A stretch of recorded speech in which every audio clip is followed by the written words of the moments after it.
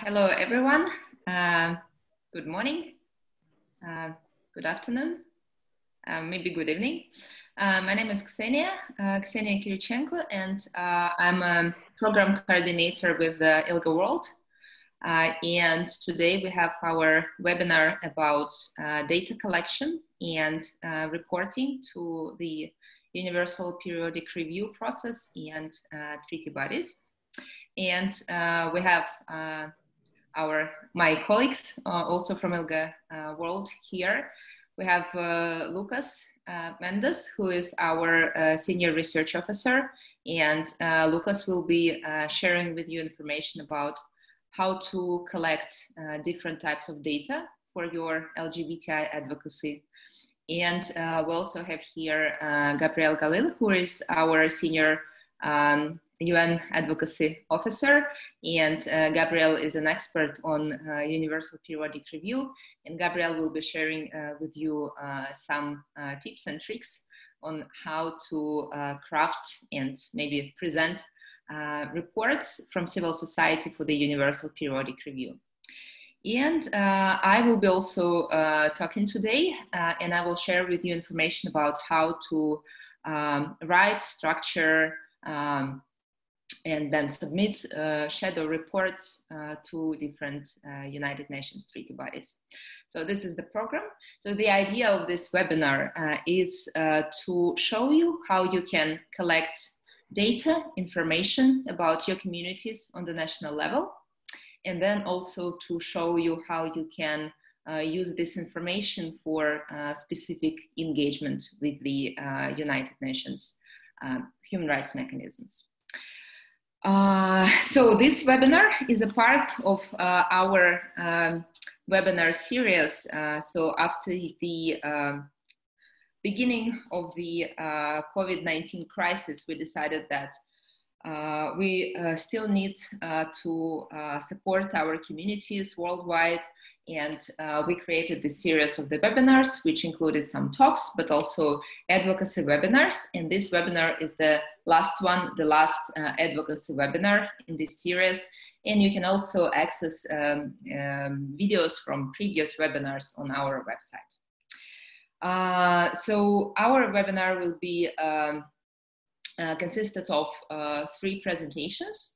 So first there will be Lucas, and Lucas will be talking for approximately 30 minutes. And after that, we will have a Q&A session. So you can see a Q&A section on your screens. So if you have any questions to Lucas about data collection, feel free to send your questions to this Q&A section during his presentation, and after that, after Lucas' presentation, we will have a chance actually to go through these questions.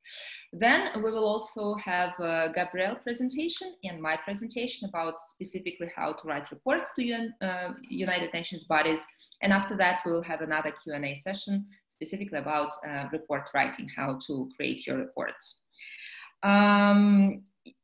Otherwise, there is also a chat.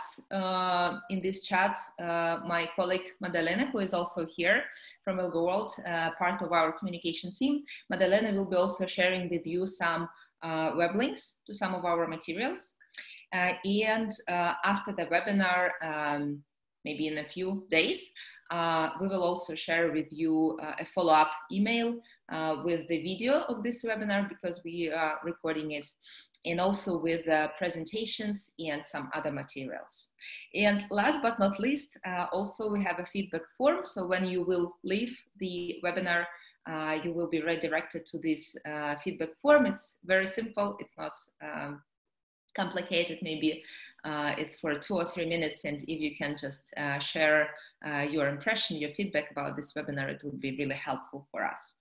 So I think that's it. And the webinar is for 90 minutes. So we will finish by 2:30 p.m. Central European Summer Time. But if you will need to leave earlier, of course, feel free. And after that, we will share with you the whole video. I think that's it. And welcome to this webinar. I would like to give the floor to Lucas, who will tell you about data collection, how to collect data on the national level, what type of data, and many other things. The floor is yours, Lucas. Great, thank you very much, Ksenia. Hello, everyone. So basically, as Ksenia said, we will be exploring a few tools to make the task easier to collect information, to support our claims, to support our submissions to UN mechanisms. I will now share with you a presentation, hopefully. Madalena, is that all right? Should I go on? Yeah, you can see the screen, right? Great. So basically, what we will be going over is just a brief overview of the things you can do to improve the quality, both the relevance and the reliability of the reports that we're submitting to both the Universal Periodic Review, treaty bodies, and special procedures. But generally speaking, this will also provide us with tools on how to better support our claims in any report that we may want to produce at the national or the regional level as well. So in terms of the submissions that we make, the shadow reports as we call them, of course, the first thing that we need to be aware of and familiarized with is the applicable international human rights law under standards that have been crafted by especially the body to which we're submitting information, but generally speaking, by all UN relevant mechanisms. So that will basically give us a structure. You will see later when Ksenia and Gabriel develop on how to specifically present to each of the mechanisms that, you know, the international framework will vary, but basically having an approach on what's the international law will certainly give us a very good basis of how to first start presenting the information, legally speaking. One of the most important things that we also need to look into is how we present the evidence for each of the propositions that we include and each of the claims that we make in our reports. Basically, this will be possible by adding additional sources to the report that we're submitting, by including references to publications, to reports that we may have produced at the national level, to a plethora of sources that we'll also be exploring.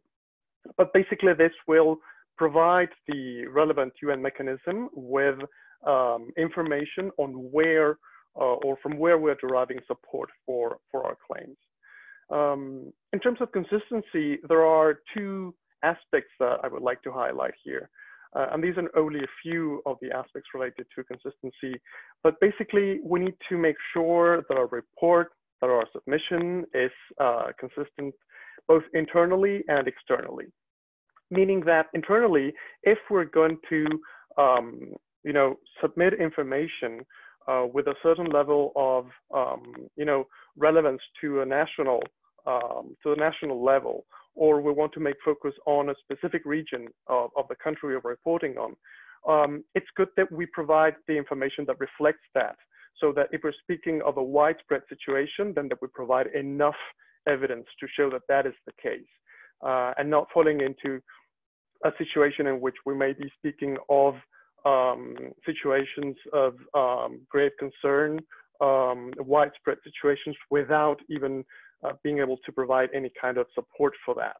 If we are talking about several cases or numerous cases of discrimination in the provision of goods and services, for instance, and we only provide one anecdotal case, that might not be totally consistent. So that will not provide good support to the information that we're actually, and the claim that we're actually making in the report. And externally, meaning that the information that we present should be consistent with any other kind of sources that the relevant UN mechanism may find in their own research process. We will also know that there will be other parties submitting submissions, and of course, the logic behind submitting information from the civil society point of view will not, go in line with what the state will present, because usually states, as we all know, tend to focus on the positive aspects, and the role of civil society is just to shed light on the aspects that may not have been presented by the state. So it's not a matter of making it, look like the report by the state, but rather just making it consistent so that the information that the state may have not presented is also included and brought to the attention of the relevant body. In terms of formalities, you will see with Gabriel and Ksenia the specific formalities that each of these submissions should have in terms of the length of the report and other specific things in terms of the structure. But basically, we will be touching upon what we call, the citation process, just very briefly. And also, just last but not least, the ethical considerations of how we produce the submission. So basically, we will talk about how to give fair credit to the sources that we incorporate in the report, but as well, if we are engaging with victims of human rights violations for the production of the report, to generate information, to give support to the claims and the submissions, there are a set of ethical considerations that we need to take into account. We'll not delve into these, but basically they have to do with the ethical considerations, how we engage with victims, how we avoid re-victimization, confidentiality issues, sharing information about cases that might be sensitive. So basically, we need to be aware that we're presenting information that if incorrectly produced or put out in a way that may harm our communities, we will not be honoring our mandate. So yeah, this is like just a brief overview. We definitely need to pay attention to this. If we follow these principles and a few others that of course are relevant, we will be able to produce a reliable and a relevant report, hopefully. So in terms of reliability, we will be given the relevant body or the mechanism, the information that they need to believe and be aware that there is a certain amount of evidence that support our claims. In terms of relevance, we are very aware that there are a lot of submissions at the same time. So we will be in a way competing for the attention of many of these mechanisms. So the more we follow these rules, the higher chances we will have of actually getting results out of the submissions that we may make. This is just a 101 introduction to citation. Many of you may be already familiar with this, but just for those who are not like very super familiar with this. So this is the way in which we incorporate the support, the additional information to the report or the submission that we make. So basically, after each proposition, hopefully for as many as we can, or information that we want the mechanism to be aware of, we include a footnote with a list of the sources that support that proposition. The way in which we incorporate the sources is not, there are not like hard requirements on how we present the information. You may be familiar with a few citation methods, such as the Chicago 1 or 2, the APA rules. If you are from the States, you might be familiar with the Blue Book of citation. So basically, there's no strict rule on how to do this, but just become familiar with one would be my recommendation and try to follow it consistently. One tiny but not so tiny thing as well is that sometimes we're encouraged to only include the initial of the name of the person or the people that produced the report. My suggestion would be that we always include the full name so that we give visibility to female researchers in those countries in which the names may be transparent about the gender of the person who produces the report. So that we, in a way, contribute to debunk the notion that research is always produced by men. It has been the case in the past, but progressively we're seeing how this is changing, fortunately. Why we include these sources, basically to support our claims, as I said, but also to give credit to the sources. We want to acknowledge that whoever produced the report is actually in the report named as the author, and we also want to credit the outlet. This will benefit both the person or the people who produced the original source of information, and will also give us credibility in terms of the information that we submit. This is a map of the sources that you may want to consider when collecting data to support information. This is not meant to intimidate anyone. It looks a little bit like too much, but we will go one by one in the 20 minutes that we have left. So basically, the more sources we have, the stronger our report will be, and the variety of sources will also contribute to the specificity of the information that we submit. And by this, I mean that whenever we are citing a legal source, it is good that we cite a legal source as a support to that information. This may sound obvious, but it's not always the case because we may not have access to the legal source, or because we may have known about these progress or backtracking and legal terms through the media. So basically the recommendation would be to always cite the direct source as much as we can. If this is a legal source, then that we go to the specific piece of law, legislation, case law, or the resolution, or whatever source it might be. If we're citing a report by civil society, that we focus on the specific report, and so on and so forth. There's also another element to the way in which the information is published, is that we see that many of the sources producing this plethora of information and also publish press releases. So press releases usually are like short pieces meant to communicate either the launch of a report or a very brief piece of information that speaks of another source.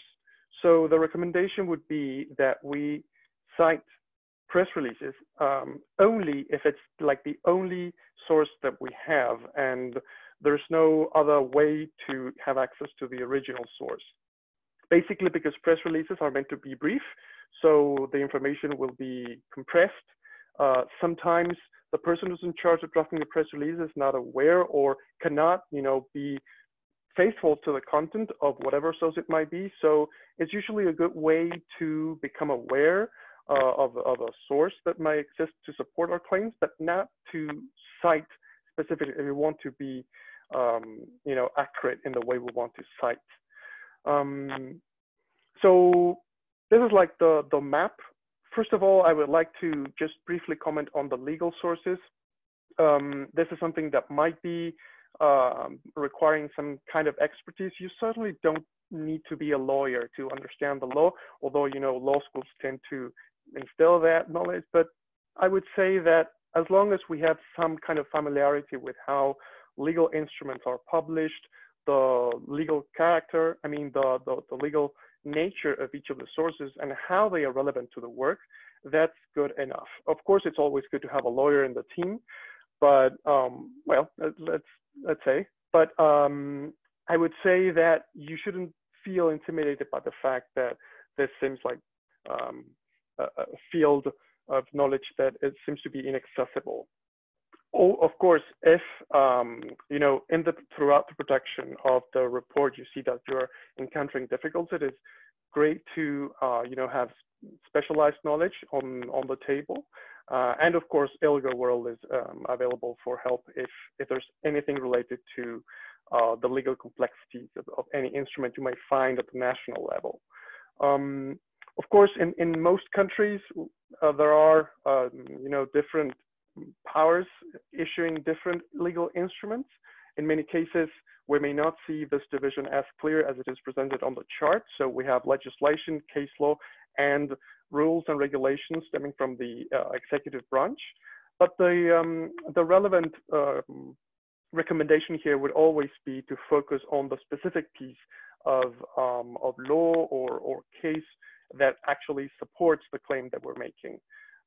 That we provide some context on how the law affects people on the ground And if there are complexities regarding the way in which the local system works, that we include that information, because UN mechanisms have to deal with 193 UN member states, and the people that might be reading your submission will not always be familiar with how laws are drafted, approved, and enacted, or how case law is, if it's actually binding or not, if you need an executive order to be able to implement a law or not. So that's information that it's useful to include in our submissions as well. As for national human rights institutions, what you see there as NHRI, so those are state entities that are independent from the government that will also be submitting information to UN mechanisms, but they are a relevant source in that they usually have the power to issue advisory opinions, produce reports, and even in some cases engage in litigation at the national level. So if they are engaging on SOGIES issues, then they will be a good source of information. We will see a little bit more about them in a short while, but that's basically just to put them on the map. Professional associations, they can be also relevant to our work. Especially if we're dealing with health issues. You will see, for instance, and the conversion therapy report that we put out, that we have relied on the position statements and the reports issued by numerous professional associations around the world. They might also have rules and regulations on SOGIES issues that might also be relevant. And unions can also be considered professional associations with relevant work on SOGIES issues. So they might be a good source to go to if we're producing any kind of information regarding to these fields. Of course, civil society. I mean, we might be the ones producing the actual research. If our organization is able to produce that research, I mean, most of the other sources we will already be aware of, how to conduct a literature review. A literature review meaning just like seeing what's been published and what's out there already so that we can use. So that might be the case, but we know that many of our member organizations do not have the capacity or the knowledge or the funding. It usually requires a lot of funding, a lot of staff, specialized knowledge. So if that's not the case, this is not an obstacle to actually rely on other organizations producing the report. And it's always the case that we want to include information produced by other organizations. So we want to, of course, include them and credit them and track the relevance of the information that they may have produced to see how they support our own submissions. Also, think tanks and academia, we will see a little bit more about them in a short while. But basically, it's just to take into account that they can have a sizable impact, in our work as well. The way they conduct research, the ways in which we can, tell them apart if they have been peer-reviewed or not. Like peer-reviewed meaning if there is a committee or a group of experts in the field that are assessing the quality of what's being published. And they usually do this in an anonymized way. So the person who's evaluating the work is not aware of who the author is. So that gives like some kind of credibility to the objective evaluation of the publication. So peer-reviewed literature would be, in terms of hierarchy, like the most reputable, the most sophisticated in terms of quality. That's not always the case, but still that's like a standard that we have. But it doesn't mean that we only can rely on peer-reviewed literature. We will find journals, books, reports produced by academia that are not peer-reviewed. It doesn't mean that it's bad quality. It's just that they don't go along those standards. And finally, last but not least, and certainly not least, I would say the media. We rely on the media for information specifically regarding implementation or enforcement of laws. So we rely on articles explaining, showing, or evincing how the law is impacting our communities on the ground. It's a key source of information, but there are also some caveats that we'll see in a short while.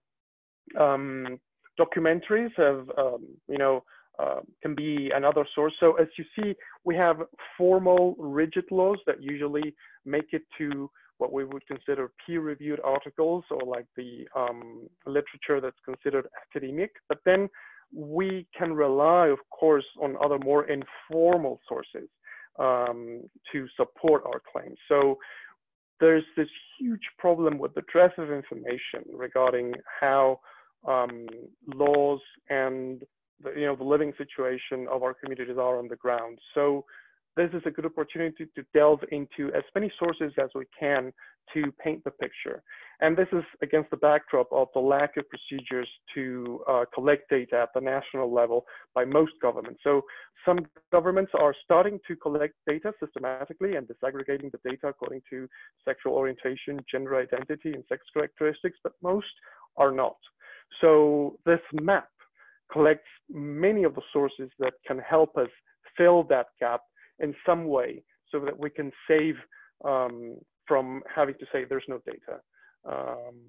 So of course, we will always be advocating for state data collection, but for the time being, there are a lot of ways that we can actually support whatever we want to bring to the attention of UN mechanisms. Just a very brief overview over how to collect legal sources. If you have people who are familiar with the legal system in your team, most likely they will know about these tools, but if you don't, feel free to reach out to research@ilga.org. Basically, accessing the .gov or the .net websites at the national level with information regarding the laws. This is not always the case in all countries, but most do have some kind of digital publication in which the official gazettes or databases are published. There's also this resource that I want to bring your attention to, is the free access to law movement. So basically on that website, you will find several databases from many countries around the world with a lot of information on laws and even case law. So if you're from any of the countries in which there is this legal information service, you might as well consider tracking those websites. As for case monitoring, of course, judicial decisions can have a sizable impact on the law and the living situation of our communities on the ground. So if our organization is engaging in litigation, of course, that's like, we could have a whole webinar on that. And there has been one on litigation as well at the international level. But basically, if we're dealing with cases at the national level, we should also be aware of certain caveats, as I was sharing at the beginning. The information that we're sharing, how we are accessing the file, if the information is safe to be shared, how the dissemination and the visibility strategy of that strategic litigation may play out in bringing this data to our submissions. So there are a lot of considerations to take into account in that regard. Just for your reference, we publish several publications with legal sources that you might want to have a look at. Just in case you're unfamiliar with the legal framework at the national level, this might be a good first step. So state-sponsored homophobia on sexual orientation laws, the Translegal Mapping Report on laws that allow people to have their gender identity legally recognized, and hopefully this year when we update the report as well on criminalization. And for the first time, we published a thematic report on conversion therapies and the legal analysis. So of how these practices are regulated at the national level. So there are a plethora of legal sources there you might want to have a look at. As for accessing information on international human rights law at the universal level, the UN level, there are several databases that you might want to look at. So the UN Treaty Body Database or the Universal Human Rights Index. And there's also the jurisprudence database. But I would also like to bring your attention to the reports produced by my colleague Ksenia here. So if you want to become familiar with the jurisprudence of treaty bodies, just consider having a look at them because they are extremely granular. So Ksenia and her team dissect the decisions, they present newest information and additional information that you may not find easily out there. So all of that has been condensed in a publication that it's most useful if you want to engage with any of these treaties. I think she will be speaking a little bit more about that, but just to put it out there. In terms of national human rights institutions, become familiar with the institution at the national level, if there is one.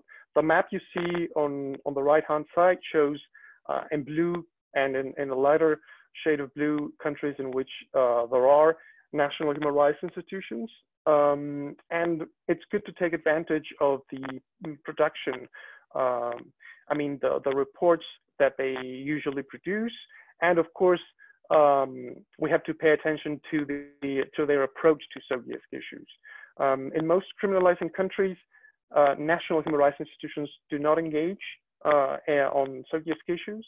And in some countries, we were even able to find reports that have a completely regressive view on these issues. So it's always good to be aware of you know, the extent to which they are familiar and working on these issues substantively. Most of them are, though, so it's a good source of information.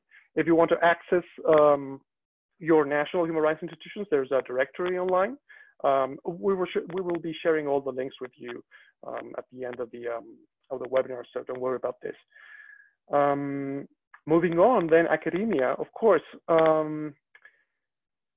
We have this idea that most of the academic work is produced in the global north, and that's partially true. There are a lot of valuable sources that we can find in the global south as well, and we're seeing that you know, starting to grow considerably in the last few years. And there are a few databases that I have included here. So the Redalic or Cielo or CLAM in Brazil as well, that you can go to and find valuable sources. These are databases that collect academic work. You can see the Chinese Baidu Scholar, which would be the equivalent to Google Scholar, then Core, ResearchGate, Academia, Semantic Scholar. So these are all websites that might be of use if you want to find reports published by you know, students, universities, teachers, scholars, professors, a plethora of people working on these issues from the academia. One huge caveat that I would just mention here is that every single time we cite a report that we have not produced, that we were not familiar with the way it was produced, we should definitely have a look at the methodology of the study so that we use reports that actually support our claims. And we may be quick to go to the conclusions of the report and see what information is there that might be of use to what we want to bring to the commission's or the relevant body's attention. However, it's crucial that we do so once we become familiar with how the report was produced, and if the work and the study, the survey or the poll or whatever actually lines up and is able to support what we are trying to, the claim that we want to make. Many times we see how, small samples are presented as reflections on how a whole country may be feeling, maybe providing opinions on. So definitely have a look at how the studies were produced. And the technical term for that would be the methodology. How was the whole process of coming to the conclusions. And finally, just to wrap up, it's also worth having a look at think tanks. And many of them, you have them on the left-hand side of the screen. These are just only a few. There are several others out there, but these are specifically asking questions.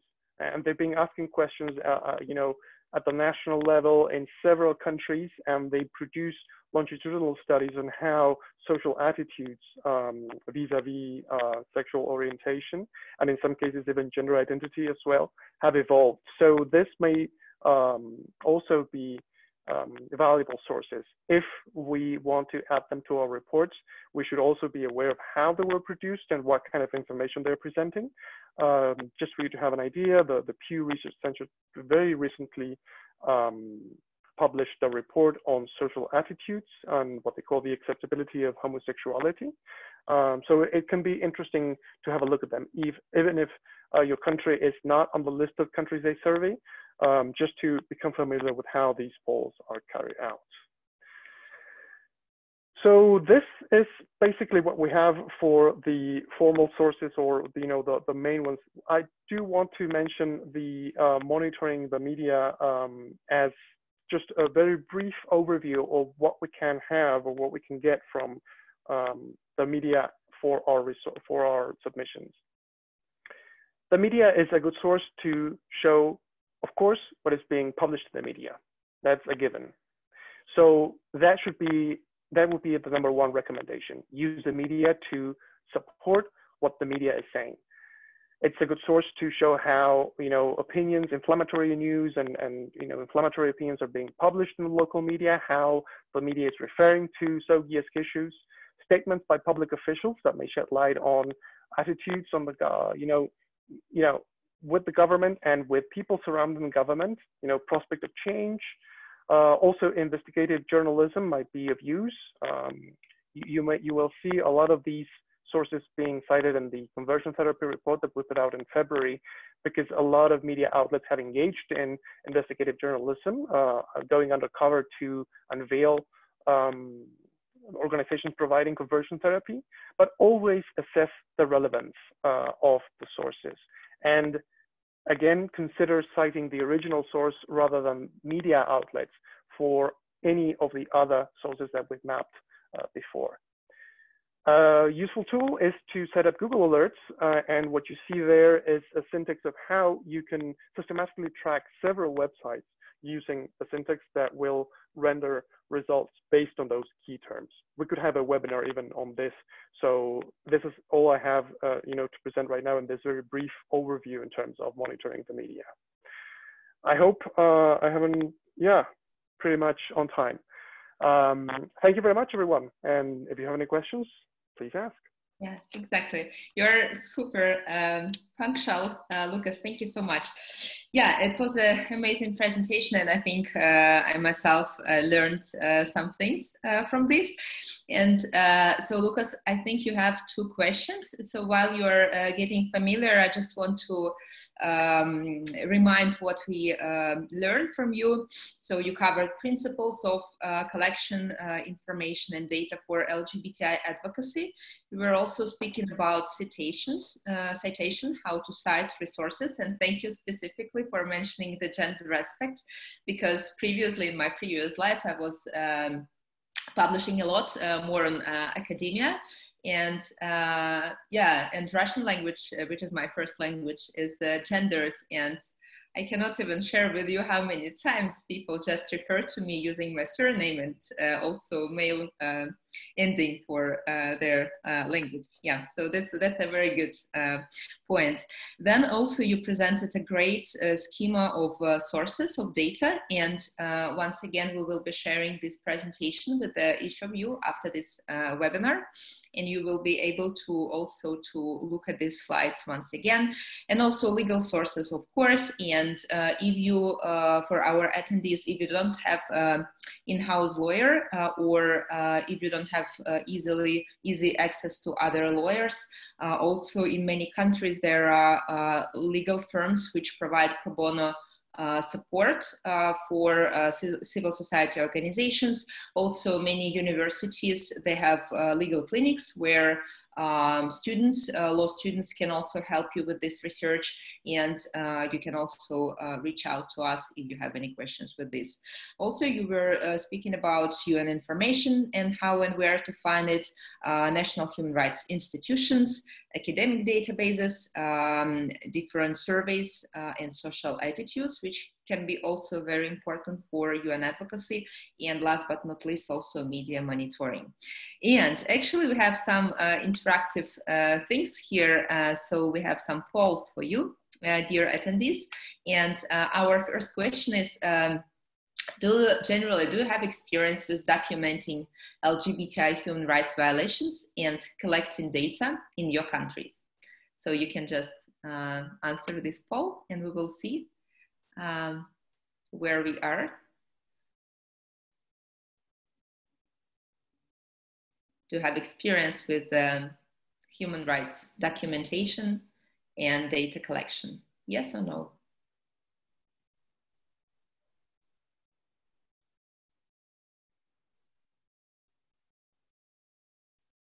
Okay, let's see what the results are.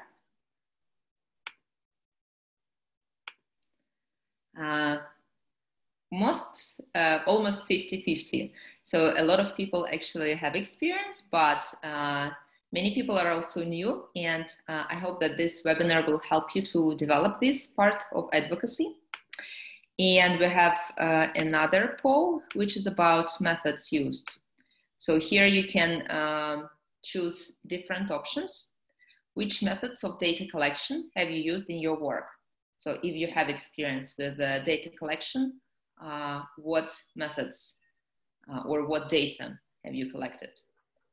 Case monitoring, media monitoring, analysis of legislation, analysis of jurisprudence, interviews, either with community members, LGBTI persons, or professionals such as doctors or teachers, interviews with state representatives, public surveys, state information requests or advocacy letters, and community consultations.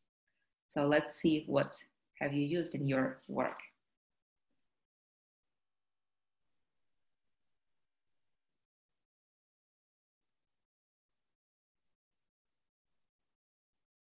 Okay, and what are our results?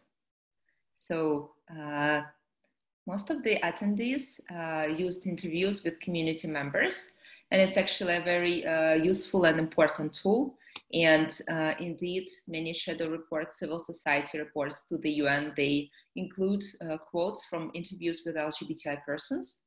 Also, what is also popular, media monitoring, interviews with professionals, public surveys, community consultations, yeah, and all other types of data collection. And all of these are very useful for writing reports. And the less popular answer was actually only by, I think, one person, interviews with state representatives. So maybe it's because usually LGBTI advocates, they do not have just access to, direct access to state representatives. So, okay, that was just an interactive minute. And Lucas, do you want to approach questions from the audience? Sure. Mm-hmm. So the first question was about citation. Is the Harvard citation method suitable? I think you will know a little bit more about this, Ksenia, but as far as I know, there's no specific requirement on the citation method used. So as long as the committee has access, or whichever mechanism it might be, any citation method is okay. What I would recommend though is that if you're including, information that is available online, that you include the URL, meaning the address that you can click on and go directly to the source in case someone is interested in checking the source that is publicly available. Mm-hmm. Yeah, indeed. Any citation method would be suitable. Just one recommendation, just use it consistently, whatever you will choose. And we have another question. We have another question. In-house research. First, QT/QL research conducted online by the organization that is writing the shadow report. Would it be considered as a reliable source? How should we cite our own research? Right. So the design of a poll, how to conduct research on the ground could be the material for a whole webinar. So it's hard to say, like with just a few words, whether the research will be reliable or not. It depends on a lot of factors that need to be taken into account when producing research at the national level or the local level. If you should cite your own research, certainly. Like even if you're producing a report to then be submitted with the main objective of submitting it to UN mechanisms, then most likely, because you cannot submit the whole thing, you will have to produce a report in which you will be citing your own report. Of course, you will be including references so that if anyone is interested might go to the original source, but definitely cite your own production, yes. Mm-hmm. Thank you. Lucas, just a request from Madalena. Could you please stop sharing your presentation? Certainly. My apologies. Thank you. Yeah, I also agree that you can indeed cite your own research, and sometimes you can even cite materials which have not been published yet or which will not be published at all. Ideally, of course, it would be great to cite something tangible, but if you just collect some data but you have not yet published a report, for example, you still can cite this information, saying, for example, that like 50% of LGBTI persons faced violence, for example, in country X. And then you can, in the footnote, you can just mention that this information is from your own research conducted in spring 2019, and the report will be published later. So it's also one of the way of doing these things. Yeah.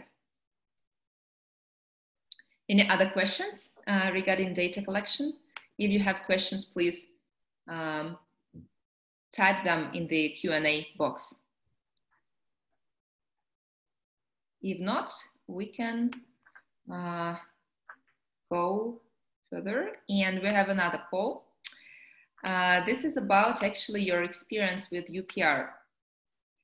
Do you have experience with writing and submitting reports for the Universal Periodic Review? This is a topic which my colleague Gabriel is going to cover in the next 15 minutes, and just let's see what is our starting point.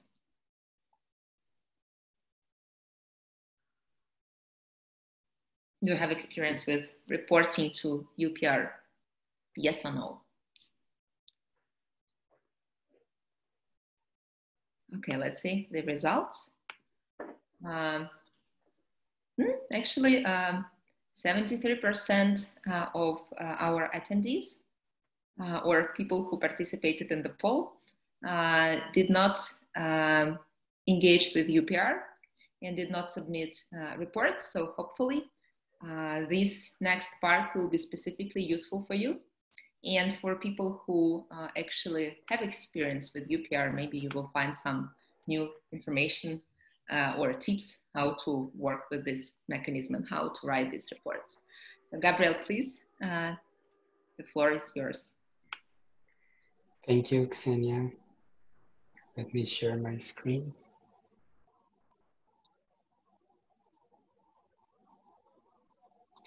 So hello everyone, good afternoon, good day, and good night for some of you. So I'm going to first give a very brief overview on the Universal Periodic Review. The UPR is a UN human rights mechanism established in 2006. And it's a review of the whole membership of the UN, so the 193 UN member states. It's called universal because it applies to all those states, and also because it's universal on its scope. So it's not focused in one international treaty, but in the whole international framework of human rights. It's periodic because each 5 years, the state goes again under this review. And it's named a review because the opportunity to other states to do like a peer review of that human rights situation. The first cycle of the UPR happened between 2008 and 2011, the second one between 2012 and 2016. And the third cycle is from 2017, and it's scheduled to be done by 2021.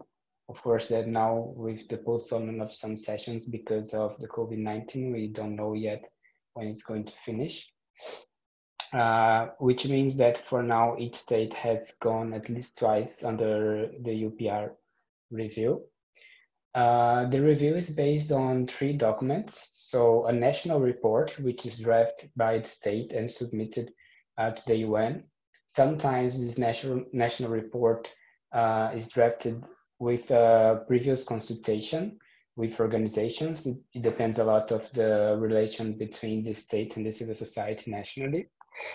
A compilation of UN information. So the Office of the High Commissioner collects all kind of information regarding that state. So from treaty bodies, special procedures, and other UN agencies. And then the third document is a summary of stakeholders' information, also produced by the Office of the High Commissioner. And this is where they compile information from national human rights institutions and from CSOs. So if you submit a report that we are going to talk about, the information that you send to the UN is going to be consolidated, summarized in this third document. Then I'm going to start talking about the documentation itself, but just to give you, so you can understand how the UPR cycle works. So we have the review, and then after the review, during the review, states make recommendations to that state that's been evaluated. And then the state which is under review can accept or note those recommendations. And then it starts what we call the follow-up and implementation cycle. And in the middle of this cycle, there's a very important document, which is the second one that I'm going to talk about today, which is the midterm report. So 2.5 years later, civil society has the opportunity to evaluate how the state is complying with the recommendations he accepted. And then after the midterm report, you can continue to document the human rights situation specifically to those recommendations to submit for the next cycle. And here are some key steps that you should take into account before starting drafting your submission. So the first one is to identify partners. So one very important decision that you should take is if you are going to draft a report only with your organization, or if you are going to draft it with other organizations or a coalition. This decision depends on a few factors. So, for example, if the other organizations that you are working with, if they are general human rights organizations, if they are open to LGBTI or SOGS issues, if they will give you space enough to cover all the issues that you want to cover. And of course that you can also choose to make a coalition only with other LGBTI organizations as well. This way you can have more space for what you want to approach. Then a second very important step is to check the previously received recommendations. I'm going to send a link to a database called UPR Info. And in this database, you can access all the recommendations already made during the UPR. And you can use filters such as state under review, issues. So you have sexual orientation, gender identity as one filter. So it's very easy to identify the recommendations that you want to address. And then you should check the data that you already have. So for example, one thing that's very useful is to use, if your organization already engaged with the UN or with a regional human rights system previously, and you have some report that you already shared, you can use that as a base or actually as a great part of your work, sometimes already done with that submission. And then you can only reshape it and edit it and then adapt to the technical guidelines that I'm going to share with you later. And if you think that the data that you already have is not enough, then you can collect it through surveys, consultations, and all the other methods that my colleague Lucas shared with you. But something that's common between some organizations is to have these consultations with other organizations nationally, so to convene and to talk about what, to share cases. And this is also something that has been working quite well for the UPR submissions. So we have three main ways of reporting to the UPR process. The first one is the CSO submission, which, as I said, is the one that you are going to submit to the Office of the High Commissioner of Human Rights at the UN. Usually the deadline for these submissions is 7 months before the session when your country is going to be reviewed. I'm also going to send to you the website for the Office of the High Commissioner, where you can find the calendar with deadlines and also the information on your country. You have the pre-session advocacy documents, which is not going to be sent to the UN, but to the embassies to which you want them to make recommendations to your state. And then you have the midterm reporting.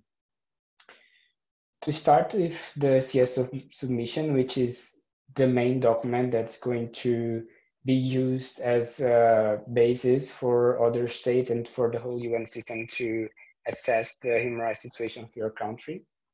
As I said, you should base your report on previously received recommendations. Those can be UPR recommendations, but you can also use recommendations from treaty bodies, from special procedures. All these are very useful. And this also helps you to have a more focused report. So it's not very useful to try to cover all the issues, all the human rights situations in your country. You should try to focus on those which have some relation to recommendations.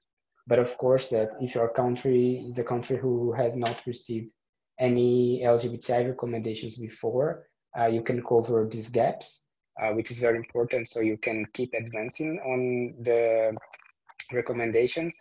But it's important to be specific.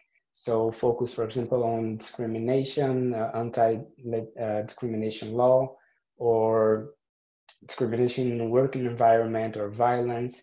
So it's good to have that in mind when you are drafting the report. First-hand information is always a very good asset to have when you're drafting those.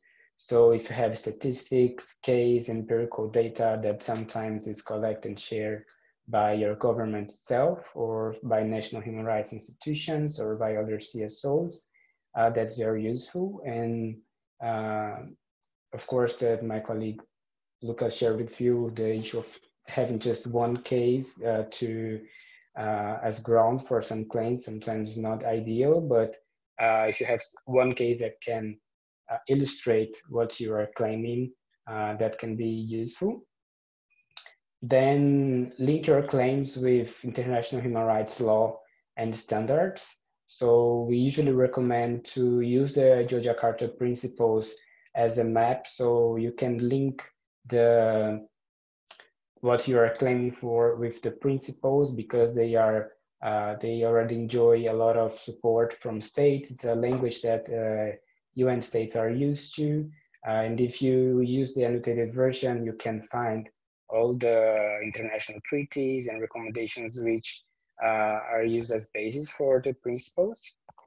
And apart from that, you can use the whole human rights treaty system. So both the UN core human rights treaties and also the regional treaties, you can ground your claims on this legislation, and general comments and country visits from special procedures, and sustainable development goals, because the UPR is also being used as an arena to implement the SDGs.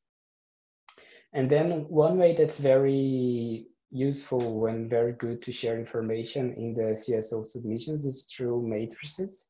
So tables that you can create in Excel or in Word, where you can put like the recommendation and the status of implementation.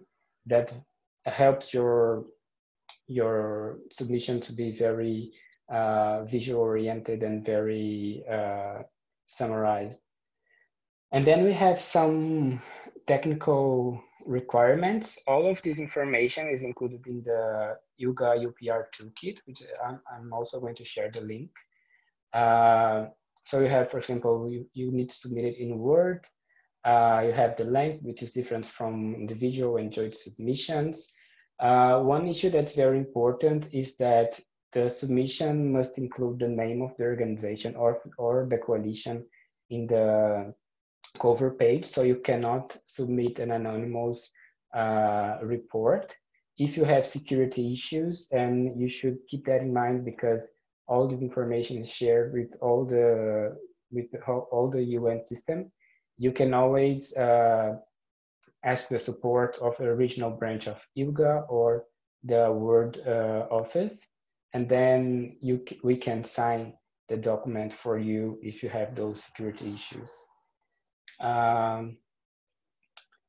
The recommendations should be, because in these submissions, you should include recommendations that you think that's important on how to improve the situation to your country.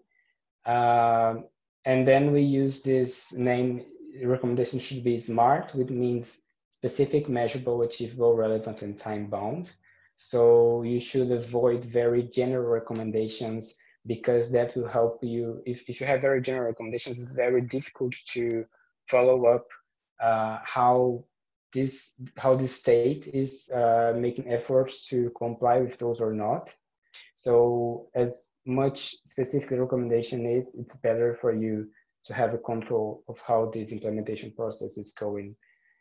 The second kind of document, which are the advocacy documents, are 2-pagers that we use to send to embassies in Geneva that you want them to make recommendations to your country. This document is basically a summary of everything that you included in your main submission. So you can have like a very brief summary of what's the human rights situation in your country related to LGBTI issues. And then you should choose from 5 to 7 key recommendations that you want your country to receive, and you include in this document. And also you can include advanced questions, which are questions that states can submit to a state under review. And then the state has to reply to them when they are giving their statements in the UPR working group session. And lastly, the midterm reporting. As I said, this is a chance for you to tell to the UN and also to share with the other states how the implementation process is going. There is no strict deadline for this report, but usually the recommendation is that you send it in the middle of the cycle, so 2.5 years later. There are some important steps for you to have in mind that will help you to collect information and to put that in a report. So first thing that you should consider is who in your government is responsible for coordinating the implementation of these recommendations. Sometimes you have specific bodies for UPR recommendations. Sometimes you have specific bodies for international recommendations in general. Usually the ministers who are responsible for this process are or the Minister of Foreign Affairs or the Minister of Human Rights. But sometimes you have secretaries under this, inside these ministries, which is going to be the key actor in this implementation process. Then after you identify who is the key actor that you need to be following closely, you can keep a record of meetings that were held approaching to these issues and other efforts that your state has done or has not done in order to implement with these recommendations. And then a lot of those recommendations are related to legislative initiatives. So, for example, to amend a legislation which is discriminatory, or that criminalizing sex relations, or sometimes to enact a law on anti-discrimination. And for that, of course, that you need to follow more closely the legislative of your country. And then you can, usually you have on their website if there was any proposal, if the government sent a bill to the Congress to be discussed. And then all of that should be consolidated in your report. And some tips for the midterm reporting is to adopt what we call traffic light system. So you can put, or you can fill the table that you are using, or you can just put little signs beside each recommendation saying, which will indicate if that recommendation is being implemented, or if it's they are trying to implement, or if there was no attempt to implement it. Just to finish, there is no specific guidelines for the midterm reports in terms of technical requirements, but of course that it's better if you follow the guidelines for the CSO submission. And then after you are done, you should submit the midterm report to the Office of the High Commissioner of Human Rights, which you publish on their website. And also you should share it with all the recommending states and strategic partners that you have that can help you through this follow-up implementation process. And I'm sorry that I went a little bit over the time, but that's it. Thank you. Thank you so much, Gabriel. So that was about UPR. We already have some questions and we will approach them at the end of the webinar. And the last part, which I want to share with you, is about treaty bodies, reports to treaty bodies.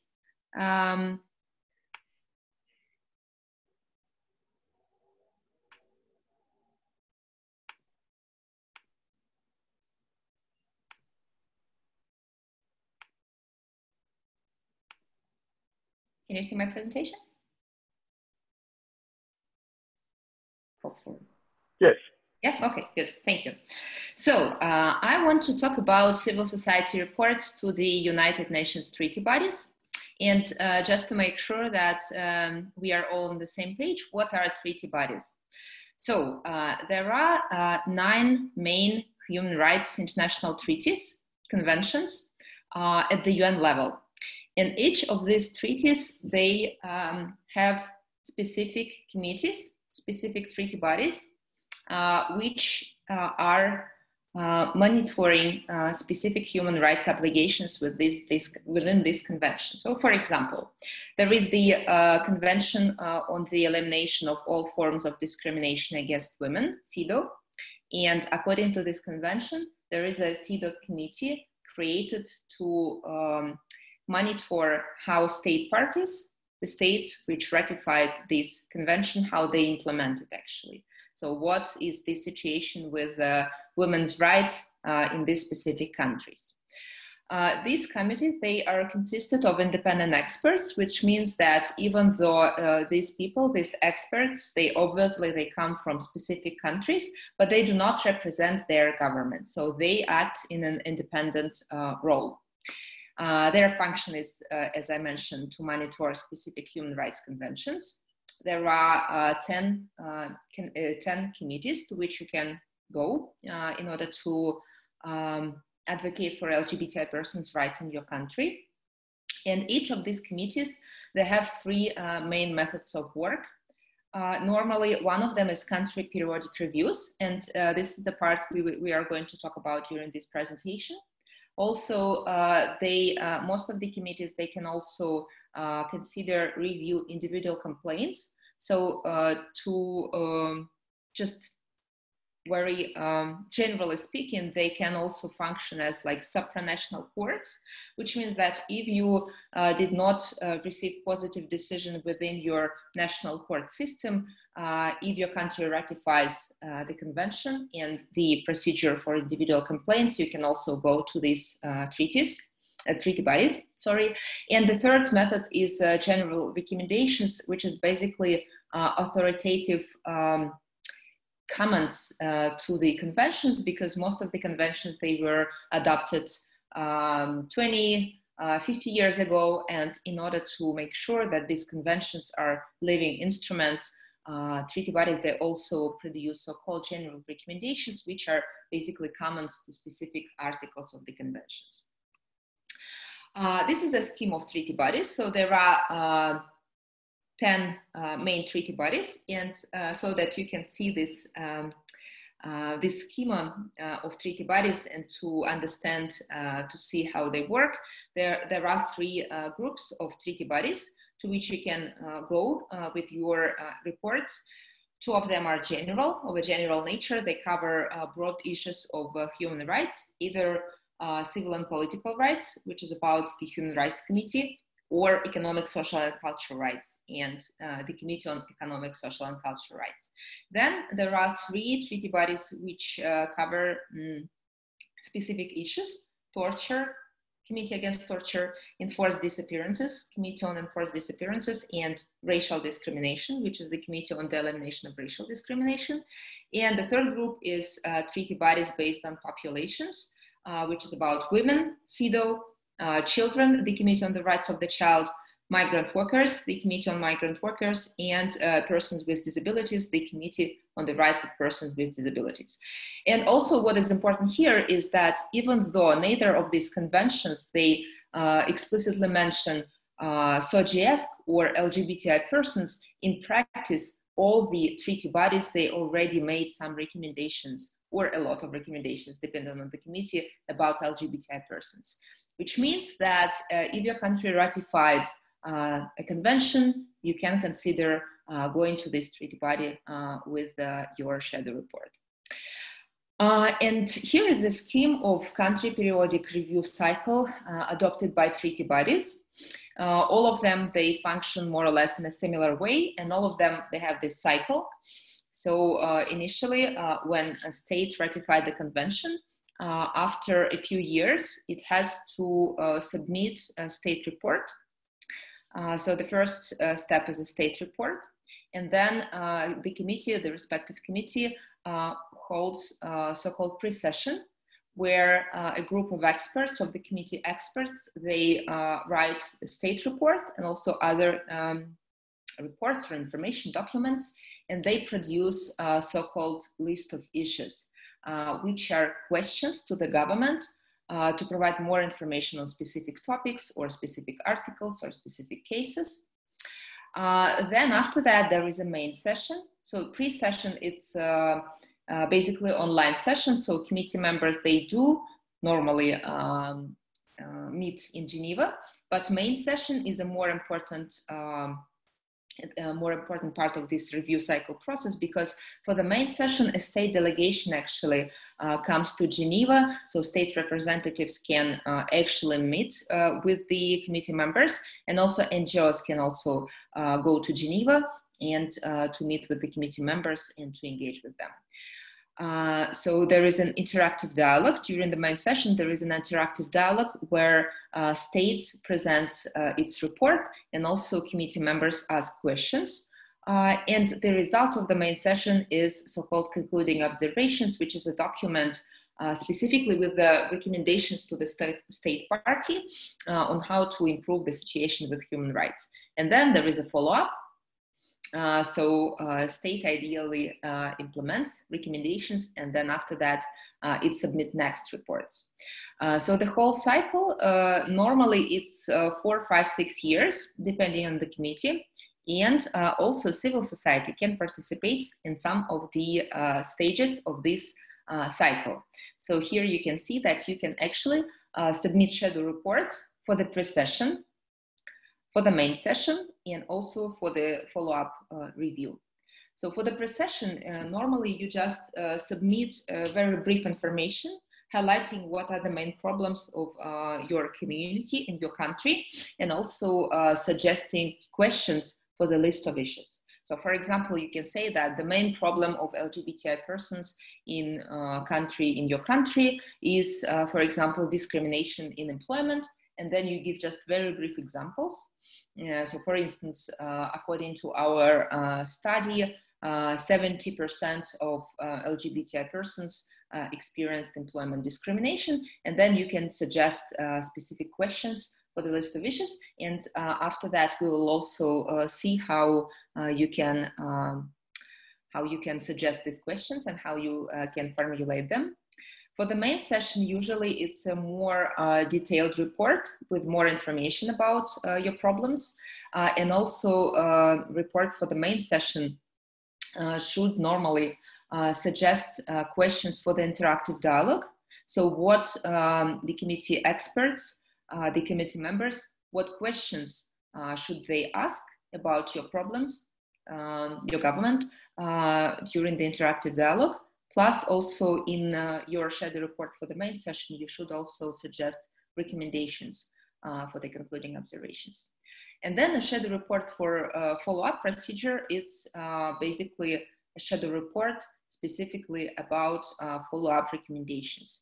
So treaty bodies, in their concluding observations, they normally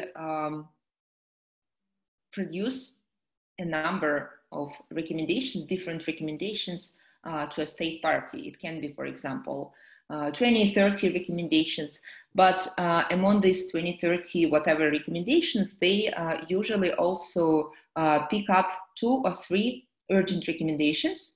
And sometimes they are also about LGBTI human rights. And these urgent recommendations, they have specific follow-up procedure. So on these 2 or 3 urgent recommendations, a state provides a follow-up report, specifically what it has done to implement these specific recommendations. And civil society can also provide their information about what has been done regarding these urgent follow-up recommendations, what has not been done, what can be improved during this process, etc. So basically you have 3 main opportunities to submit your shadow reports to treaty bodies. And types of shadow reports. So first classification is according to a stage of the process. So we have seen that there are different processes, different stages of the review cycle. And according to this, you can submit your report for pre-session for the list of issues, for the main session, or if you don't have a lot of resources, you can actually submit one big report, which will serve both the purpose of the pre-session and the purpose of the main session, which means that initially, before the pre-session, you already collect all the information and you already suggest both questions and recommendations to the committee members. And also you can submit follow-up reports about implementation of urgent recommendations by the state. Then classification according to the authors of the report.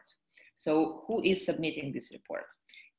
You can do it individually, so only your organization can submit report to treaty bodies, and you don't have to have any specific status. You don't have to be accredited at the UN in order to submit shadow reports. Moreover, you do not have to have official registration as an NGO. So if you are just initiative group without registration, if you are not officially legally NGO, you still can submit shadow report to treaty bodies. But you can also do it in a coalition, and actually many treaty bodies, they encourage civil society to submit coalition reports. You can do it together with other LGBTI organization, or you can do it with other civil society organizations from your country. For example, from our experience, there were few cases when there were very effective coalitions of LGBTI organizations and also organizations working on sex workers' rights, organizations working on people living with HIV. So these are examples of effective coalitions from the past. Sometimes you may actually think about submitting individual shadow report instead of coalition report. Even though generally coalition reports are stronger, but if you are afraid that your specific topics will be just missed in this coalition report, so for example, for trans specific agenda, it can be an effective strategy to submit a specific report, for example, on legal gender recognition. Because if you are just a part of a coalition, especially like mainstream organizations, there could be 30 different problems.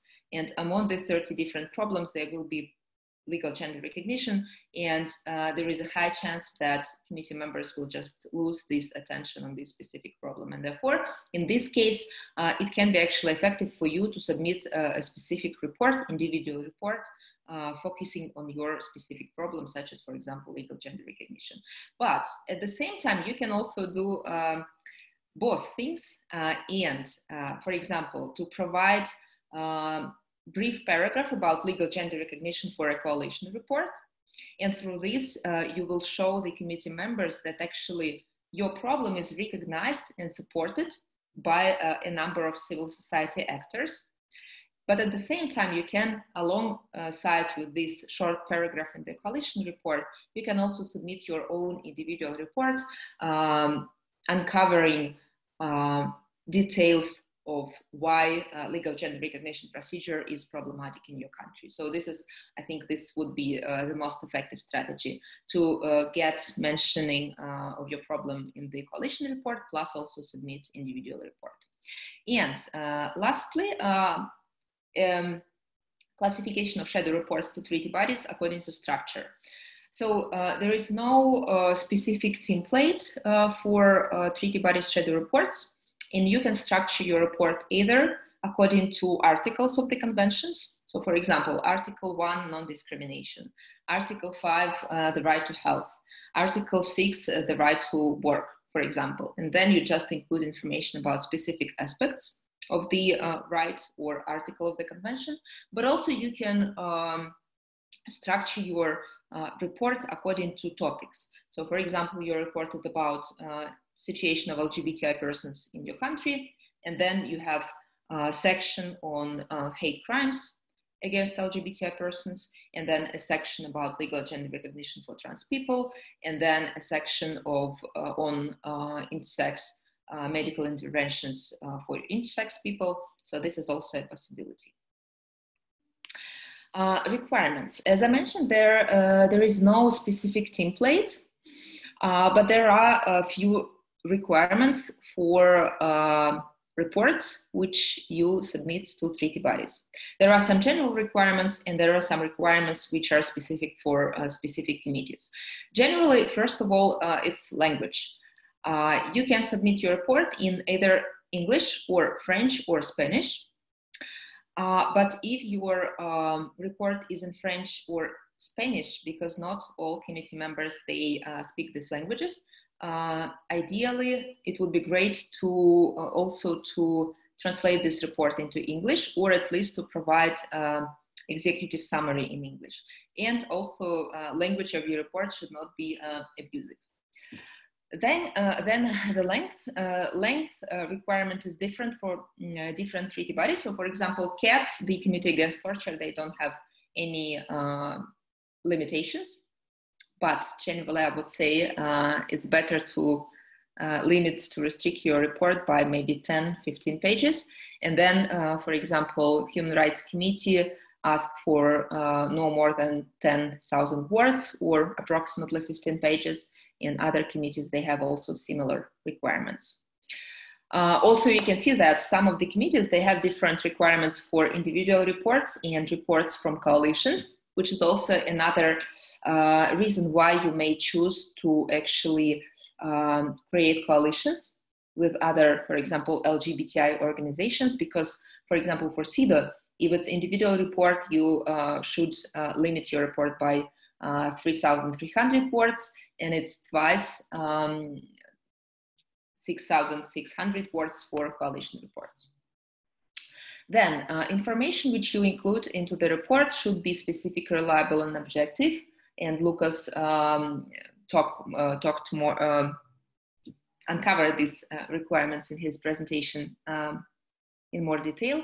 And also, information should be relevant for the committee's mandate, which means, for example, if you're submitting a report to the Committee on the Rights of the Child, it means that you do not talk about all problems of all LGBTI persons in your country, but you talk specifically about LGBTI children or LGBTI adolescents, or maybe LGBTI aspects in education, but still it relates to the rights of the child, right? If you submit your report to CEDAW, it means that you can talk about lesbian, bisexual, queer women, or trans people, or intersex people, but not cis gay men, because CEDAW is a committee on elimination of discrimination against women, etc., etc. Then required data. So in your report, you have to provide information about your NGOs, the name of your NGO, and if you have any problems with mentioning this because of the security concern, again, you can ask ILGA and we can put our name there. And also you need to include information about to which country your report is submitted. Then there are also some requirements related to confidentiality. As a general rule, you should not include any real names or pictures of victims or survivors or witnesses. And normally you can use just initials. For example, you can quote a sentence from an interview with a person from your community and then say that it's X, 27 years old, a gay man, for example. Or you can use real initials, for example, KK, but not the whole names, unless it's a public case, which was widely published in local and international media, or you have a direct consent from person. Also, for reports, your report can be either public or confidential. If it's public, it will be published on the committee webpage, and it will be available for your government, for your maybe opponents, etc., etc. Or you can, when you will submit your report, you can also mention that you want this report to remain confidential. And in this case, it will not be published on the website of the committee. It will not be accessible to the government. And the only people who will have access to this report will be committee members and also officers like UN staff who help the work, provide help for the work of the committee. But you need to specifically mention this. So if you want your report to remain confidential, please know this in your email when you will be submitting the report. Then, structure for the report can be, generally can be different. And the next slide will be with the recommended structure, which we developed based on our experience. But generally, some of the committees, they specifically recommend to follow, for civil society, to follow structure of the state report. It can be fine for big coalitions, but if your report is only about LGBTI persons, that you may just ignore this recommendation. SESCR specifically asks to number the paragraphs in your report, and you can actually do it for all other committees as well. And in this case, you will help committee members to work with your information. Also, CEDAW and CRPD, they have some recommended points to include into your report. And actually, 3 committees, they have templates. The Committee on the Migrant Workers, they have template for a report for main session or pre-session, and Human Rights Committee and CERT, the Committee on Elimination of Racial Discrimination, they have templates for follow-up reports. Then format, you need to submit your reports only electronically, no need anymore to submit paper reports. And 2 committees, CEDAW and the Committee on the Rights of Persons with Disabilities, they ask specifically for Word report submitting in Word format because it's accessible, and there are some experts who are persons with disabilities, and therefore you need to submit a report not in PDF but in Word. And 2 other committees also ask for both Word and PDF. Procedure, how to submit your report. General rule is Secretariat's emails, and you can find this information on web pages of specific committees. But 2 committees, which is the Committee on Economic, Social, Cultural Rights and CRC, the Committee on the Rights of the Child, they have specific online platforms. So you have to go there, you have to register there, and you have to submit your report through these platforms. And lastly, like a general tip is please check specific requirements of the specific committee for the specific session, because sometimes they just change these requirements. This is a recommended report structure. So we developed it based on our experience, and you can use it as an example. So we recommend you to include 6 parts in your reports. First is a title page with information about your NGO, your country, session and committee to which you are submitting your report. Also title of your report. So for example, hate crimes and discrimination against LGBTI persons in Kenya. Then date of your submission, and also information about either you want to be this report public or confidential. Then the next page is executive summary.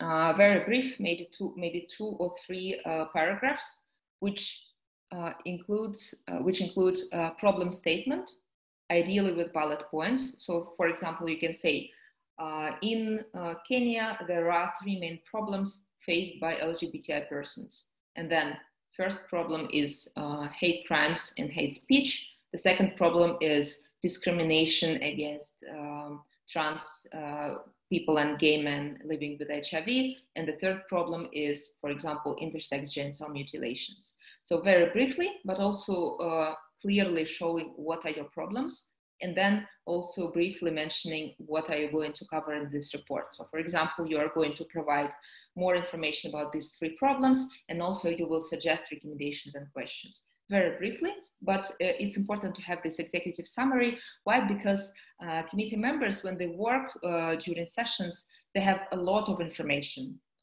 They have information from the state, they have information from usually a bunch of NGOs, they have information from agencies, they work with different actors, they work on different countries at the same time, and therefore, like, your task is to be to structure your report in a way which would be very user-friendly for committee members, and in a way which will clearly and immediately will show what is your requirement.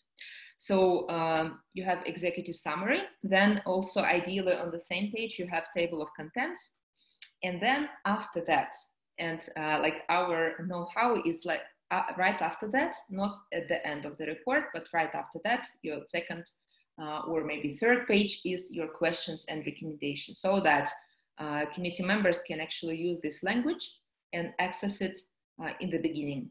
What questions you want them to ask from the government, and what would be your recommendations. We will talk about questions and recommendations after that.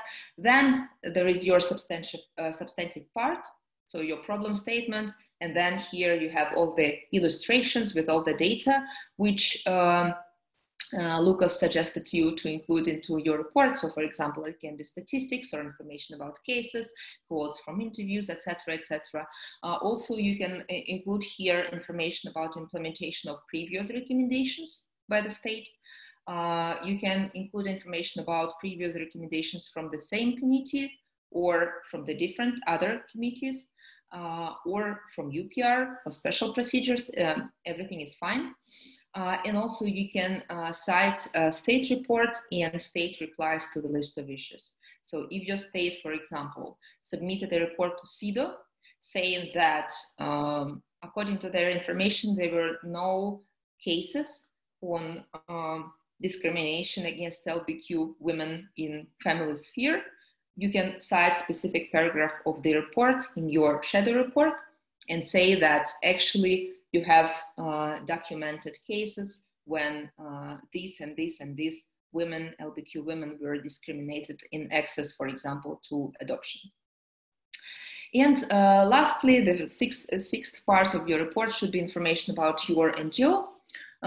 Very briefly, one paragraph, when it was established, mission and activities, and any advocacy experience if you have it. So this is a recommended report structure.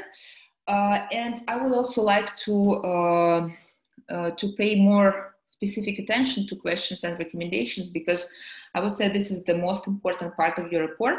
This is a very important tool for you, and this is actually the language which sometimes committee members will literally use in their communication with the government. So one tip is to check the language of the committee's previous questions and recommendations to different countries in our annual treaty bodies reports.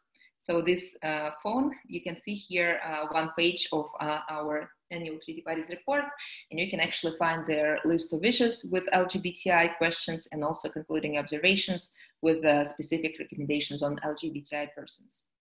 So questions which you can suggest, they could be either for a list of issues or list of issues prior to reporting, but let's say list of issues, or for this document. Or you can also suggest questions for oral interactive dialogue with the state party. Recommendations, they are for the concluding observations for the main final document of the review cycle. Your questions and recommendations, they could be about different aspects of the problem. They can be about legislation, they can be about policy changes, they can be about specific cases. So for example, you can say, please provide information about case happened on 22nd of April 2019 when 3 LGBTI activists were beaten in St. Petersburg, Russia. So you can specifically cite a case and ask questions about or provide recommendations about specific case. You can also cite previous recommendations. So for example, in your question, you can ask what has been done in order to implement previous recommendations of this committee related to health education for LGBTI persons. You can ask also for statistics or suggest recommendations to collect data.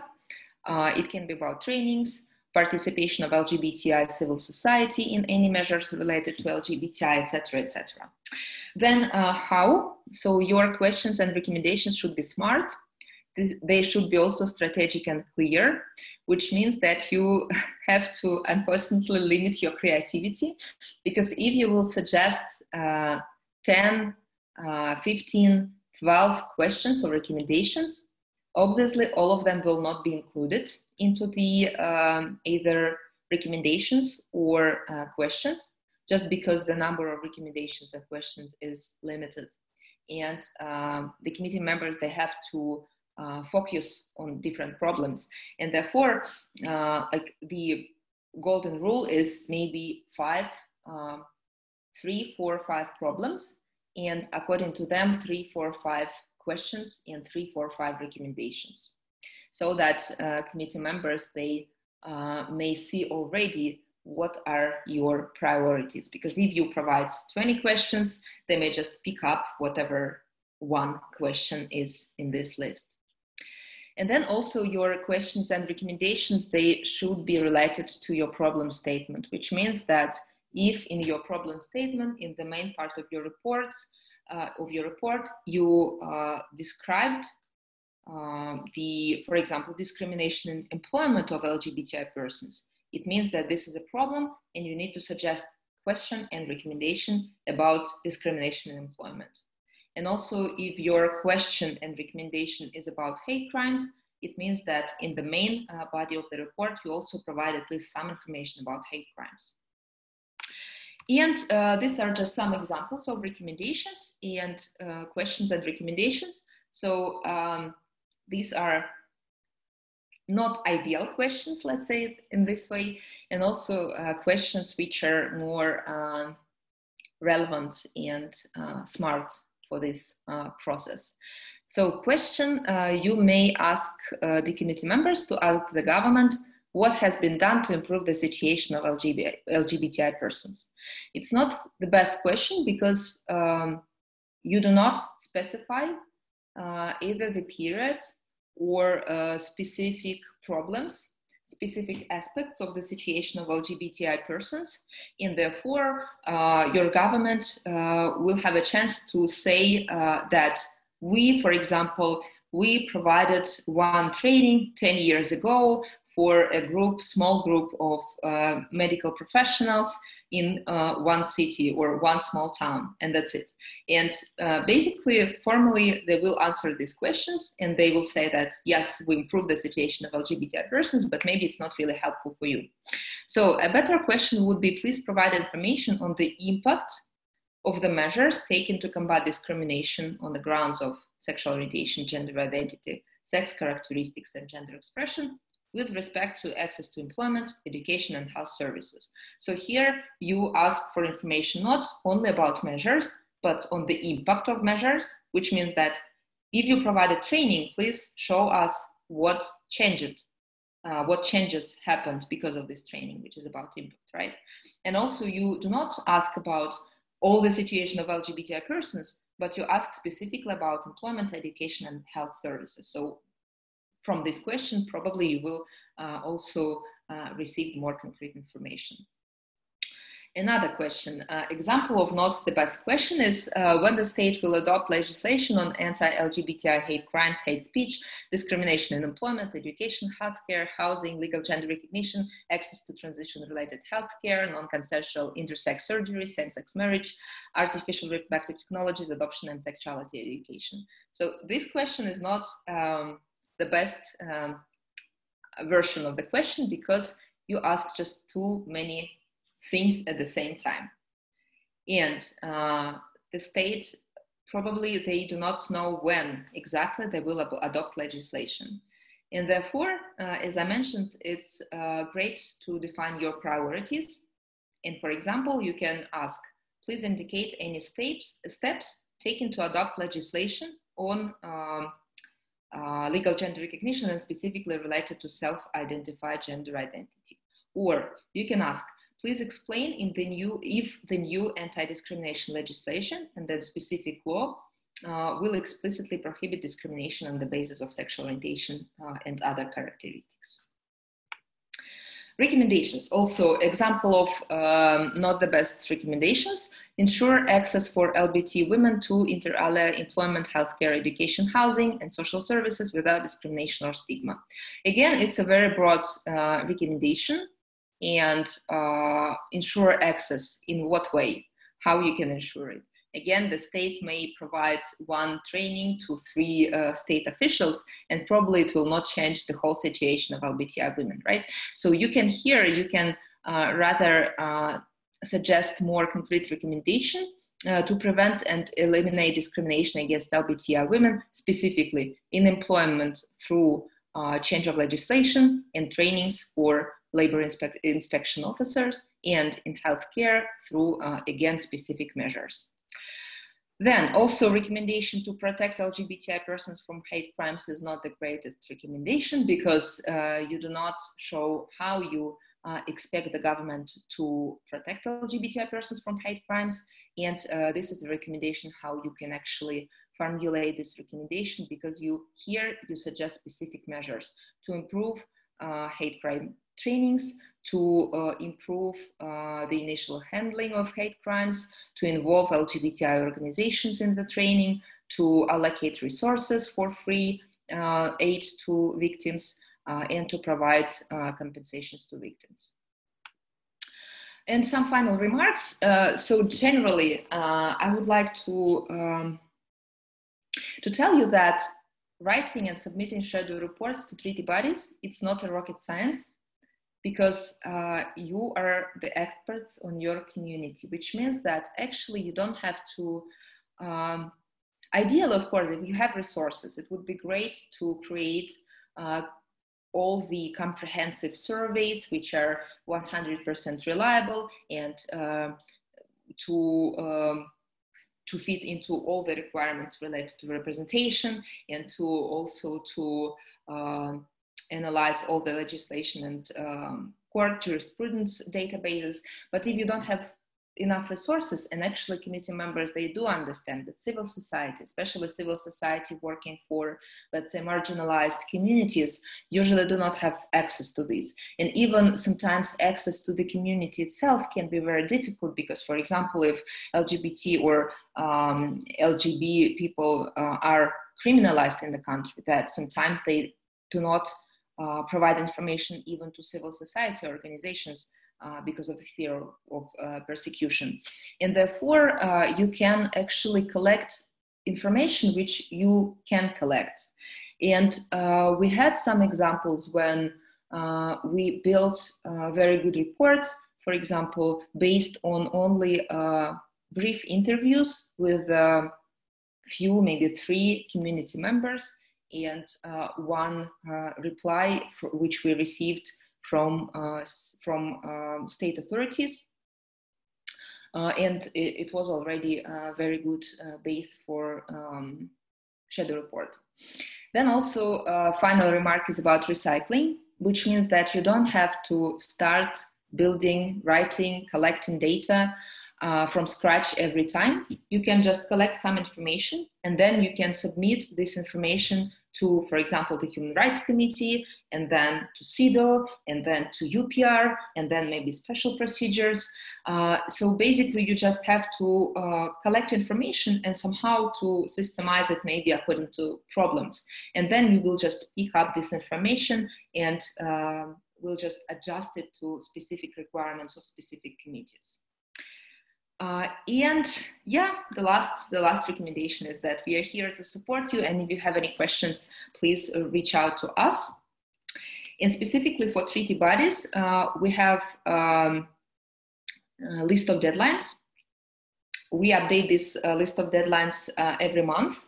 Right now, we have 117 countries in this list. You can go there using this web link. You can also find this link in the chat box, and you can go and to see if your country is upcoming for any treaty bodies reviews.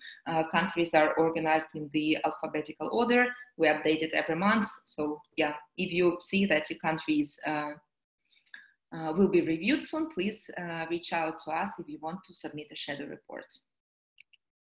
That's it. Oh, time, sorry. And so we have Q&A.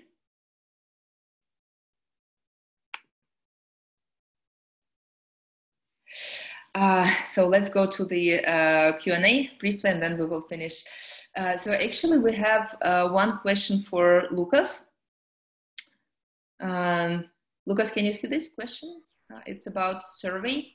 So the question is, I'm conducting a survey with LGBT people in a specific country and was hoping to get 100 responses, ideally more. What is the most suitable number of survey respondents? Right. So there's, am I on mute? Yeah.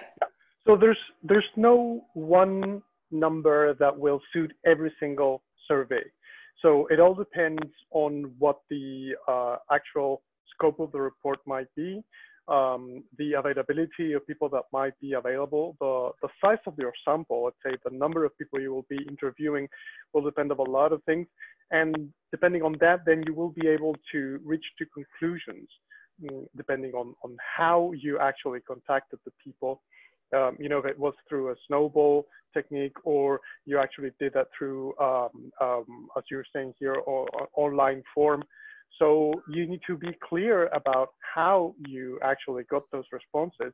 And based on that, then people will be able to assess to what extent that is a sample that may represent maybe a community or what kind of, you know, scope the report may have. We also often see a lot of, you know, surveys conducted at the local level with small samples, as I was mentioning at the very beginning, then claiming to be representative of a whole region or a country. So I would encourage you to, you know, assess to what extent you are able to come up with those general conclusions based on a small sample. And it's totally okay if you have like 100, it's a considerable sample if you are working with limited resources. So I would definitely encourage you to systematize that information and then be clear on the methodology and as well on the extent to which you can claim that those are conclusions that can be extended to the whole country. Thank you, Lucas. There are also a few questions, two more questions, and thank you so much for still being here at this webinar, even though we are running out of time. So the question, in terms of the documented evidence, states claim that there has been no discrimination against LGBTQ. Can the evidence be program reports, or does it need to be police or court records? So I can answer this question. Of course, it can be your own information which you collected during any programs. And also committee members, they do understand that in the homophobic, lesbophobic, transphobic environment, people will not go to the police actually. And in this case, of course, you can collect evidence through, for example, conducting interviews with the community members, or you can say that we have legal assistant program in our organization, and we received, for example, 5 requests for specifically helping with the consequences of discrimination against LGBTQ people, even though people did not go to police or to the court at the end. So any information could be relevant here, and you can say that the problem exists, even though the state claims that there is no problem, because we have information about people who actually face discrimination. And we, for example, documented several cases. You don't have to go to the police or to the court. Could you talk about how NGOs can best engage in the dialogues when attending formal private meetings or the informal briefings during the main session of the treaty bodies? What normally happens in them, and some best tips for NGOs looking to attend? Yeah, I'll try to be quick. So when you go generally, from our experience, it's really important to go to Geneva if you can, or maybe to ask ILGA staff to read out your statement if you cannot attend. Rather than just to submit written report. So to submit report is important, but if you can go to Geneva, or if anyone can present your report in Geneva, it would be much, much better. So I would encourage you to participate in sessions. During these sessions, you can participate in 3 main things. One thing is so-called formal briefing. It's usually 1 hour for NGOs from different countries. And it's a formal briefing. Normally it's recorded, which means that state can also have access to this information. And state will see that you are there. So if you have security concern, please do not participate in this, or maybe ask ILGA, for example, to read your statement and not mentioning your organization. During this formal briefing, you have usually 1 to 3 minutes to read out your statement. And other NGOs from other countries as well, they will be also doing this, so it's very brief. It's like your first contact with the committee members. Sometimes committee members may have questions, and if they have questions, you can also answer them. Then there is informal briefing. It's a 1 hour private session. It's not recorded, so here it's more secure for you. 1 hour briefing specifically only for NGOs from specific country and committee members. So here you can have 1 hour to talk about any problems in a more private atmosphere with committee members, and to talk about your issues. And the third thing is that also you can literally in corridors, somewhere around, you can talk to friendly committee members, maybe for 1 minute or for 2 minutes, and to ask them specifically to pay attention to a specific problem, or to ask specific questions to the government. And also these interactive dialogues, they are only for the government and the state, for the government and committee members. So you cannot participate in them, but you can follow the dialogue. You can sit in the room, or you can follow it online. And if you see that, for example, the government provides incorrect information about LGBTI, during the break, you can also approach committee members who ask these questions, and you can tell them that actually, for example, the government said that there is no discrimination, even though we have 5 cases, for example, recorded, and this is not true. Also, tips for these would be that you can you can prepare some additional materials. So for example, 1-pagers or 2-pagers for these sessions. And you can also give these 1-pagers or 2-pagers to committee members during the session. If you want, you can also reach out to us, and I would be happy to share with you examples of this. So, but basically it's like, again, problem statements and questions and recommendations. Another tip would be to to give your problem this human dimension. So for example, you can talk on behalf of a specific person in your community, or you can pick up a specific case which is happening right now. For example, you are delivering a statement during this session, and you're saying that a lesbian woman was dismissed from a school because of her sexual orientation. And right now, a court in my country is considering this case. Or you can start your statement from a quote from a person who actually experienced discrimination. Or even you can use your own experience, saying that, starting your statement from saying that, for example, I'm a trans person from country X, and I cannot change my documents for 5 years because my country requires me to do surgeries, for example. So to give this human face to the problem is normally it's like very effective, and it could also establish this human connection. Yeah, I think these are some main tips for these sessions, but there are, of course, much more information I can share with you. And if you are interested, please just reach out to us. We can even arrange an individual call for you.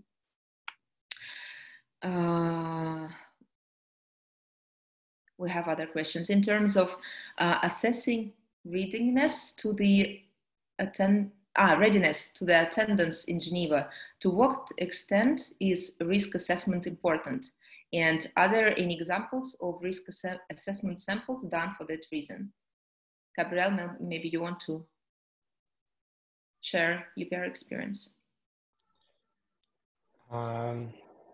Yes, I mean, it's a bit difficult to say how to assess this risk. Of course, that if you are from a state which has not good relations with civil society, one thing that you should consider that is at the UN, you're going to be, I mean, your participation is going to be very public, even if you don't deliver a statement.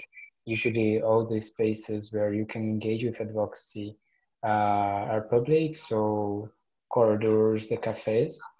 So that's one thing that's quite important to have in mind. And in cases where you think that there might be a chance of a reprisal, the UN also has a specific mechanism to address that. But it's better if you have any fear of reprisals that you schedule a call with ILGA, and then that we can deliver the message on your behalf. Mm-hmm. Thank you, Gabriel. And the last question, I think it would be for Lucas. If the researcher took the informed consent from participants, but did not take ethical clearance from academic organization, will this research be scientific evidence internationally? Sorry, I don't think I quite understood the question. Could you, is it on the chat box? Yeah. The last one.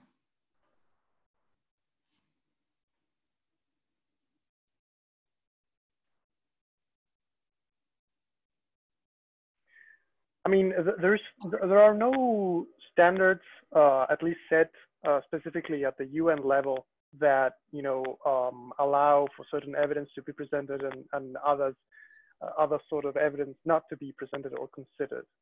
So most of the considerations I shared with you in terms of the ethical considerations have to do with internal accountability of how the information is produced. You will not be scrutinized in terms of how you actually produce the information. So in that regard, this is not something that will directly affect your advocacy before, you know, the specific mechanism. I would certainly, you know, need more time to look into the issue and say, well, here's an issue that should be looked into and analyzed in this in such a way.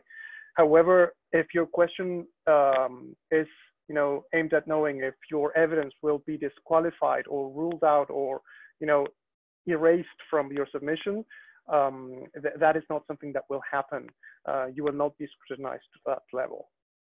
Without prejudice to any of the considerations, I'm not saying that, you know, this case in particular, what you're saying about the lack of clearance, you know, is okay. Not at all. What I'm saying is that this will not be something that UN mechanisms will scrutinize. Thank you, Lucas. Will you be sharing the recording of this web event? Yes, we will, and we'll send to you a follow-up email with presentations and materials and the video. And how important is to include the state's international obligations, domestic legal and policy frameworks in relation to LGBT persons in our reports, because often these take a lot of space or words on the report. Well, you don't have to mention all the especially international obligations, because this information will be already before the committee. Domestic legal and policy frameworks in relation to LGBT persons. Also, it's important actually to do it, because most likely the state will not provide this information by themselves, but you don't have to cite and to translate all the legislation. You can just briefly mention, for example, that sexual orientation, gender identity are protected grounds under the labor law, and then link to in a footnote, you can just provide all the requisites and a link to actual legislation. So you don't have to describe everything in detail, but it's useful to provide some information about domestic legal and policy frameworks in relation to LGBT person in your country. Well, we don't have any other questions. Thank you so much for participating here, and thank you for staying 30 more minutes than we planned. Thank you so much, and please fill in our feedback form, which you will see when you will leave the webinar, and also we will send to you a follow-up email very soon with the video and some other materials. And thank you so much to Lucas, to you, to Gabriel, and to Madalena for being here today. And if you have any questions to ask, please feel free to attend. That's it. Have a nice evening, morning, day. Bye.